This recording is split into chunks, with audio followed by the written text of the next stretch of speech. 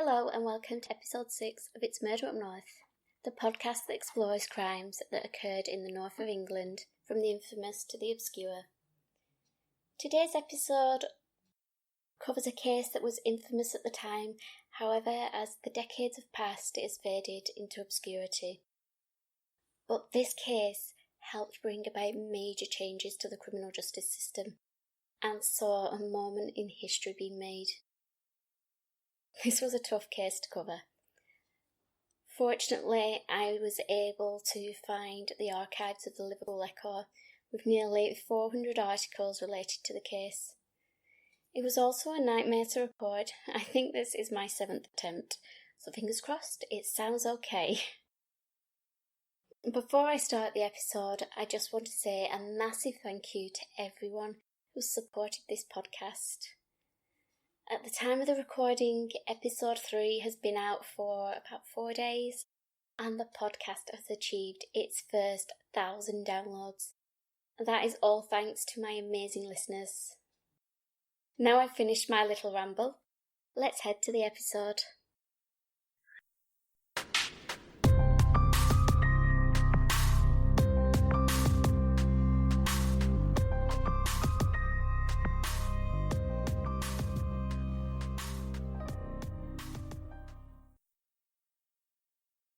Sentencing the defendant to death. Mr. Justice Castles stated, "On that night of March 19th, you committed a cruel and brutal murder, of which the jury have rightly found you guilty. A man who uses a gun to assist in robbery can expect no mercy." In 1949, Britain was still recovering from the aftermath of the Second World War. Rationing was still in place, rebuilding was ongoing, and the country was in uncertain financial times. However, the British are a proud and steadfast people, and they faced their hardships head-on. Many worked hard all week, relaxed on a Saturday, and attended church on a Sunday. Televisions had not yet invaded the living rooms. Saturday nights were spent at the local pub, the dance halls, and the cinemas. In the northwest city of Liverpool lived George Kelly. The 27-year-old labourer was a well-known character and familiar face in the pubs and pool halls of the city. Saturday the 19th of March 1949 was a typical day for George Kelly. He met up with his friend Jimmy Skelly, and the pair began their tour of the city's pubs. They played a few games of pool, drank and flirted with the girls. At 9 p.m, the friends found their way to the Spot of Arms in the Wavertree area of Liverpool. They stayed here until roughly 9:25 p.m, before making their way to the Lee Arms. After a couple more drinks, George bid Jimmy goodbye, and he made his way back home. It had been a normal, uneventful day. The following day, George had a visit from Chief Inspector Barmer, who called to see if George had any information regarding an incident that had occurred the previous night. It wasn't unusual for Barmer to call on George for information regarding criminal investigations, and the inspector believed that George, as a reliable informant, may have knowledge about the crime that had occurred. He told Kelly that there had been an armed robbery at the Cameo Cinema in Wavertree at about 9:30 p.m. the night before, and that the gunman had shot and killed 2 people. George told the inspector he didn't know anything about it, but would let Barmer know if he heard any news. With this, Chief Inspector Barmer left. Over the next couple of months, life continued as normal for Kelly. If he wasn't working or drinking down the pub, he was spending the evening with his girlfriend Doris O'Malley. It was about 3 months later that George received a phone call stating that Chief Inspector Barmer wished to see him at the police station to assist in an ongoing inquiry. George was more than happy to help, and he made his way to the station and was greeted by Chief Inspector Barmer. As George went to shake hands with him, Balmer placed handcuffs on his wrists. "You're under arrest for the murder of Leonard Thomas." Kelly protested his innocence. He hadn't murdered anyone, and he didn't even know a Mr. Thomas. The police suspected that George Kelly had been responsible for the Cameo Cinema Murders that occurred on Saturday the 19th of March 1949. The Cameo Cinema had the capacity for 600 people. It sat at the junction of Bird Street and Webster Street in Wavertree, surrounded by rows of red brick terraced houses. Inside the auditorium, a screening of the thriller Bond Street was playing to a sold-out crowd. The film had been playing for roughly half an hour when a man in a long brown coat and a trilby hat, with a scarf pulled up to his eyes, entered the foyer. Unseen by the ushers, the man headed up the staircase that led to the projection room and the manager's office. At about 9:35, shots were heard upstairs, and the man in the brown coat was chased from the scene. He was able to lose his pursuers and disappeared into the warren of terraced streets. Police were called at 9:45, and when they arrived, they found Leonard Thomas, the cinema's manager, dead, and his assistant, Bernard Catterall, fatally wounded. Leonard Thomas had been shot once in the chest and was killed instantly. It appeared that Bernard Catterall had put up a fight. He had received gunshot wounds to the neck, back and hands. He was rushed to hospital, died 2 hours later. George had provided an alibi for his whereabouts before 9:30 and after 10 p.m. He had named the pubs he had visited, both of which were less than an 8-minute walk away from the Cameo Cinema in Wavertree. Police believed that George was responsible for the shootings, not only because he had been in the area at the time, they had witnesses to confirm their suspicions. Roughly 2 weeks after the murders were committed, the police received a letter. The anonymous writer offered to name the perpetrators in exchange for immunity for their part in the crime. This letter led police to a couple, Jacqueline Dixon and James Northam. They gave the investigators a detailed account of George's involvement in the murders. The couple claimed they had been drinking with George Kelly at a pub called the Beehive. He was accompanied by another man, Charles Connolly. It was roughly 7:30 p.m. on the 19th of March, and as they sat chatting and drinking, Kelly began to talk about a robbery he was planning, and he wanted the couple to help. But when he produced a gun with live ammunition, the pair became alarmed and declined to be involved, and they swiftly left the pub. A couple of days after the fatal shooting, Northam ran into George, who confessed that he was responsible for the murders, but it hadn't been as planned. Kelly described to Northam how he had entered the cinema at 9:30, made his way to the manager's office, where Leonard Thomas was counting the night's takings. When George entered the room, the 44-year-old told him to put the toy gun away, to which George claimed he replied, "It's not a toy," before shooting Leonard Thomas, killing him instantly. George stated he turned to leave, but he found his way blocked by the assistant manager, Bernard Catterall, who he also shot.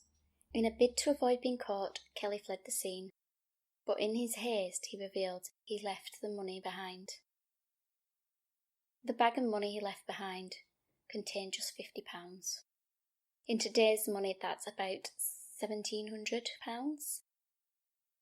Was that really worth taking 2 lives for?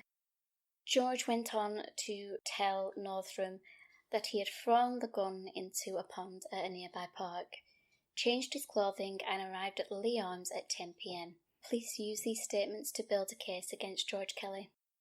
On the 12th of January 1950, at St George's Hall in Liverpool, George Kelly stood accused of murder. But he did not stand alone. He had a co-defendant, Charles Connolly, the man who had been with Kelly at the pub with Dixon and Northam. Police believed that Connolly had acted as a lookout and stood outside, keeping an eye on the streets while George was the shooter. During the 13-day trial, star witnesses were Jacqueline Dixon and James Northam. The prosecution also called forward Robert Graham, a prison inmate who was incarcerated at the same time Kelly and Connolly were being held awaiting trial. Robert Graham testified that he had been carrying messages between Kelly and Connolly, as the two men were being held in different parts of the prison. During this time, Graham became privy to information that he felt would be valuable. He claimed that the pair talked about the shooting and he fed this information to the police. On the final day, the judge declared a hung jury. It turned out that the 12 jurors could not agree based on the evidence presented to them, and so the judge was forced to call a retrial. This time, the judge decided that George Kelly and Charles Connolly would be tried separately. The defence lawyers protested this decision, claiming that there was so much publicity around the case that any new jury would already be prejudiced, as they will have seen details of the crime in the local press. At Kelly's second trial, the same evidence was presented.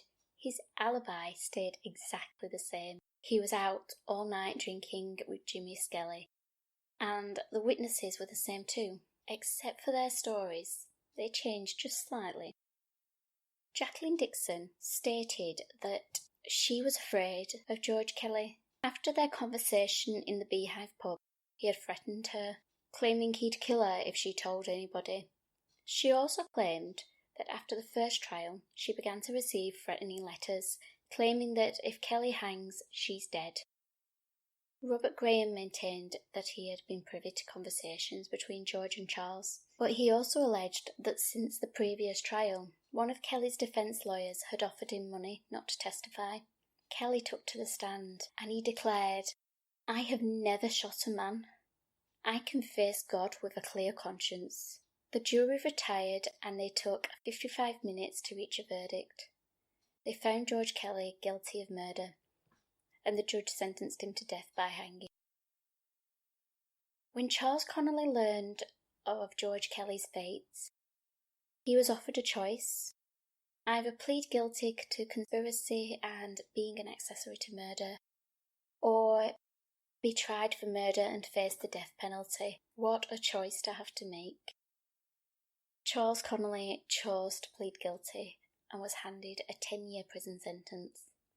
He was a married man with a baby daughter called Tina. He and his wife Mary had been planning to emigrate to Australia as soon as they were financially able. But all these plans disappeared. He missed out on the first 10 years of Tina's life, and after serving his sentence, Connolly found it hard to adjust to life in the outside world. It was hard to bear the stares of people who saw him as a guilty man. He was adamant that he was innocent and only accepted the guilty plea to avoid the death penalty. One day, Charles got into a conversation with a gentleman called Luigi Santangelo, who was so intrigued by the ex-convict's story that he looked into the case for himself. Now, Luigi Santangelo did a lot of work, and what Luigi uncovered led to the cases being reinvestigated by the Crime Prosecution Service.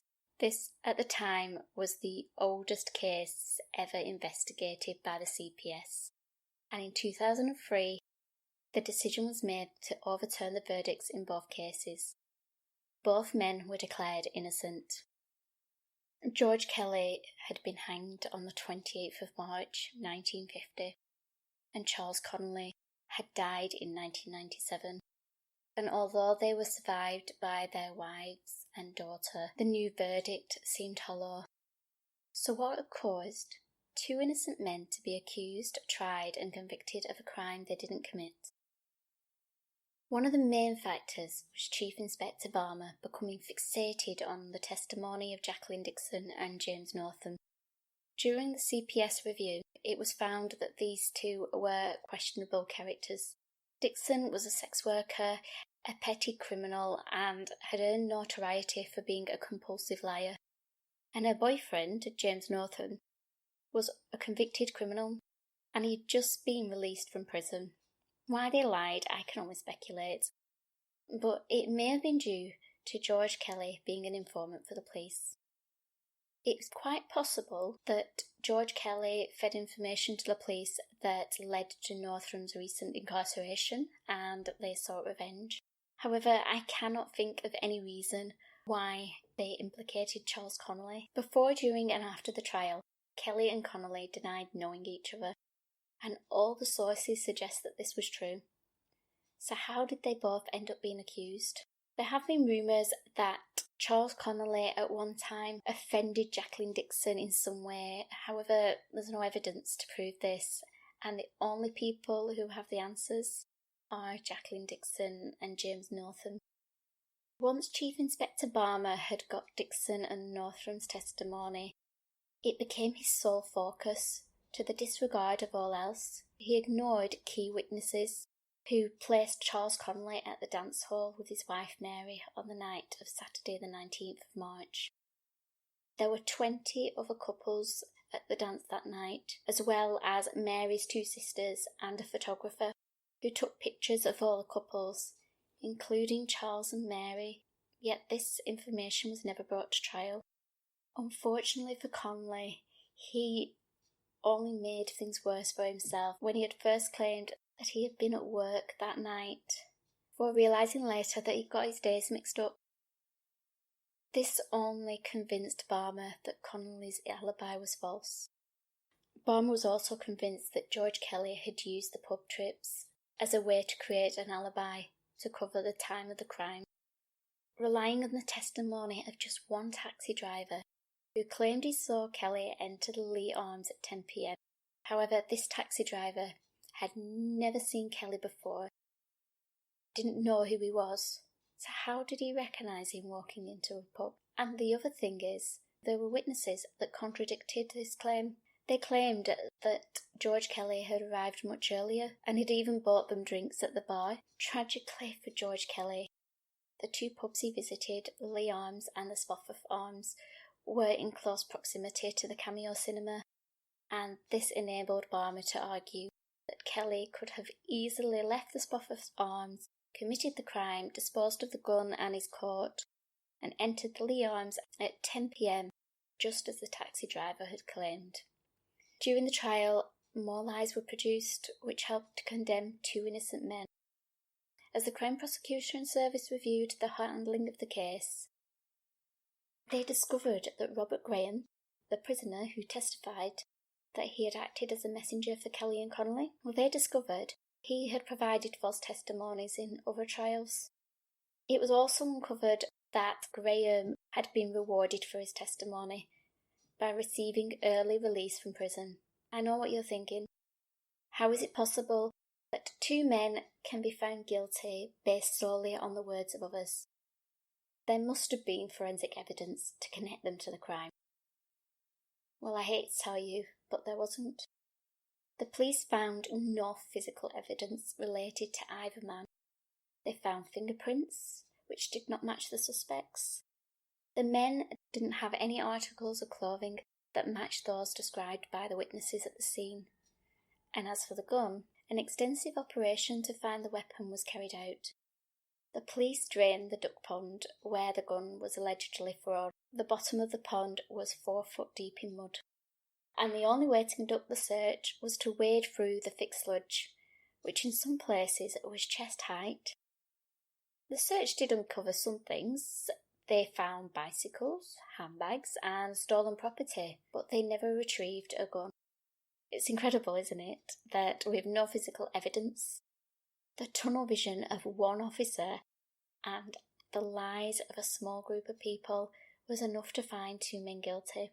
On the 19th of March 1949, Leonard Thomas and Bernard Catterall lost their lives in a robbery that went terribly wrong. On the 28th of March 1950, George Kelly, an innocent man, was hanged.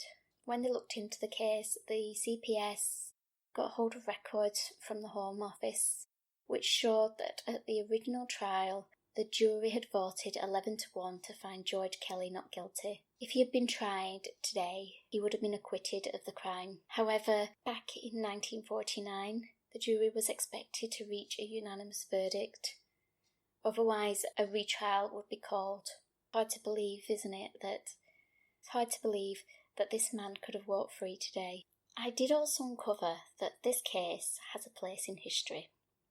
The lead counsel for George Kelly was Rose Heilbrunn, and her role in this case meant she became the first female barrister to appear as leading counsel in a murder trial. She was a formidable barrister and an excellent defence lawyer. Rose was able to convince 11 members of the original jury to find Kelly innocent. Unfortunately, the system at the time and other forces meant that she was unable to save her client's life, and in 1997, Charles Connolly, a man who pled guilty to avoid the death penalty, died, still protesting his innocence. And as of today, the perpetrator of the Cameo Cinema Murders is still unknown. No one actually knows what happened in the manager's office that night, and it is unlikely that this case will ever be solved. The Court of Appeal said in 2003, quote, "There was in these cases a breakdown in the due administration of justice and a failure to ensure a fair trial.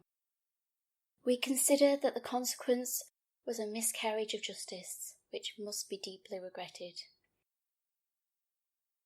George Kelly joins other men hanged for crimes they didn't commit. Two of the most notable are Timothy John Evans. He was convicted of murdering his wife and daughter in their flat at 10 Millington Place. Now, if you know your serial killers, you'll recognise the name of another tenant at that address. John Reginald Christie, who murdered his own wife and 5 other women. 3 years after Timothy Evans was executed, Christie confessed that it was actually him that murdered Mrs. Evans and her daughter. Derek Bentley was another case that sparked outrage.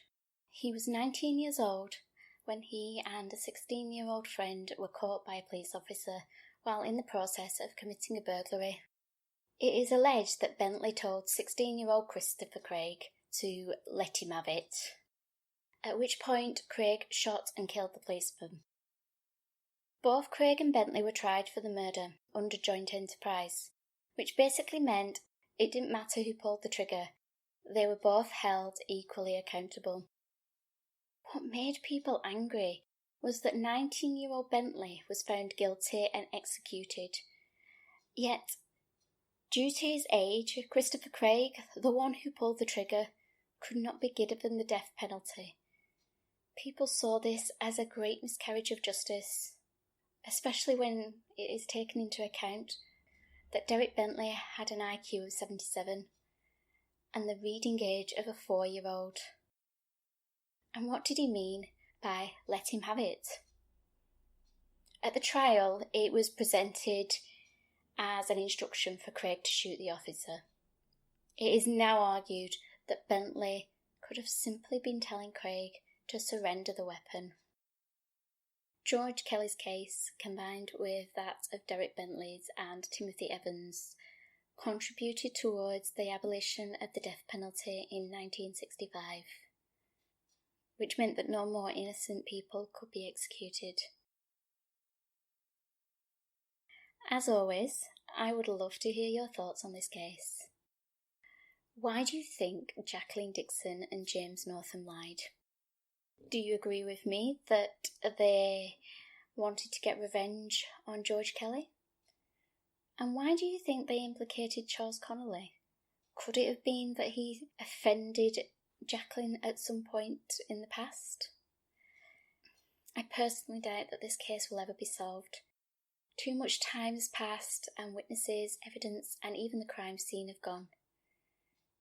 Incidentally, whilst I was doing my research, I discovered that where the Cameo Cinema once stood is known locally as the Webster Triangle, an area of Liverpool which featured in the Channel 4 series The £1 Houses, which followed the council's attempt to regenerate the area by selling off derelict properties for £1, and the purchaser was then responsible for renovating the house with the intention of living in the home when complete. It's a great idea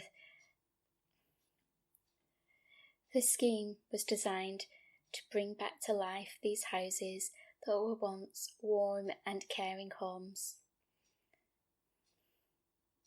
The cinema has long since been demolished and has been replaced by houses. However, the terraced streets that once surrounded it still stand. I wonder how many people still recall what happened that March night. Has the tale been passed down to the next generation? Do they know about the tragic deaths of Leonard Thomas and Bernard Castell? Thank you so much for listening to episode 6 of It's Murder Up North. If you're loving this podcast, please let others know by leaving a 5-star review wherever you listen. And remember, you can always comment on the cases and provide me with new case suggestions via Twitter and Facebook. Episode 7 is coming soon. So in the meantime, keep an eye on those shadows.